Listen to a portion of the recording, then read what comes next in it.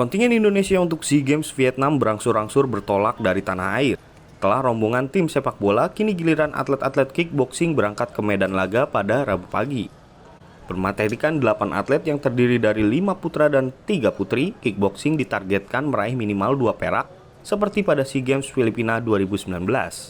Meski begitu, manajer tim kickboxing Indonesia Rosi Nurasjati optimistis timnya mampu membawa pulang minimal 1 medali emas.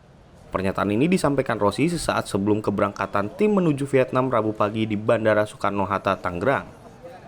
Di sisi lain, tim CDM Indonesia berpesan agar seluruh kontingen fokus pada pertandingan. Kendala pasti ada, namun tidak boleh mempengaruhi mental bertanding. Dari PPKBI sendiri minimal sama dengan yang SEA Games tahun lalu, tapi para atlet sudah saya lihat menunjukkan motivasi yang lebih besar dari yang tahun sebelumnya. Insya Allah atas doa dari seluruh rakyat Indonesia, insya Allah kita bisa pulang medali emas. Mohon doa. Jadi kita nikmati sajalah serunya di sana, jangan jadi beban karena kadang-kadang inilah cywarnya gitu loh. Kita dibuat susah biar mental bertanding kita turun. Kita nikmatin aja apapun yang terjadi di sana. Terosi. Siap. Kita hadapin aja, senyum aja.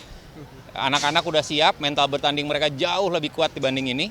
Dan insya Allah apapun kendala yang ada di sana kita hadapin dengan senyum dan dengan semangat Asia Tenggara persatuan kita buktikan bahwa Indonesia ini mental baja. Kickboxing Indonesia mampu menyumbang 2 perak dan 6 perunggu pada SEA Games Filipina. Sementara pada SEA Games kali ini, tuan rumah Vietnam yang sebelumnya menjadi juara umum masih menjadi lawan tangguh bagi Indonesia di samping Filipina dan Thailand. Angga Nuriski, Kompas TV, Tangerang, Banten.